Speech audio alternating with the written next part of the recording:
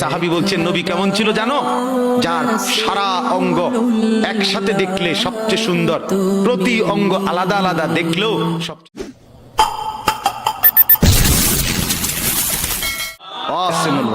আরেকজনকে বলছে আপনি বলেন তো, আরেক সাহাবী বলছে আমি বলি, যে নবী ছিলেন এমন যাকে একবার দেখলে আবার দেখতে মন চায়, দ্বিতীয়বার দেখলে প্রথমবারের চাইতে আরো সুন্দর মনে হয়, যত তারে দেখি তত সুন্দরই লাগে। তিনি ছিলেন আল্লাহ তাআলা মেরাজে, এই যে আসমানের উপরে আরশে আজিমে আল্লাহ তাআলা নবীকে নিয়ে গেলেন। যখন আরশের উপরে আল্লাহ তাআলা রাসূল সাল্লাল্লাহু আলাইহি সাল্লামকে দাঁড় করাইলেন, এইবার আল্লাহ বললেন বন্ধু কোনানে আনছি জানেন?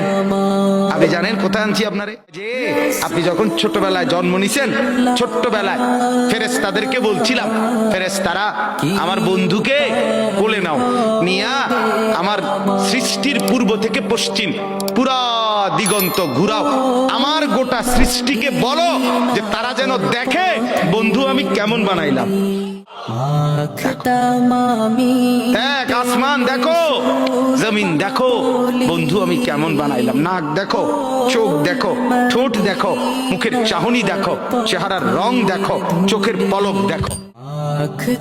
এরপরে আল্লাহ সাত আসমানে আরশে আজিমে নিয়ে এইবার আল্লাহ বললেন বন্ধু সেদিন ছোট্টবেলায় কোলে আপনারে সবাই দেখছে, এবার সব কিছুর উপরে আইনা, উপরে শুধু আমি আল্লাহ, তার নিচেই আপনি, এবার আপনি দেখেন গোটা সৃষ্টি আমি কেমন বানাইলাম।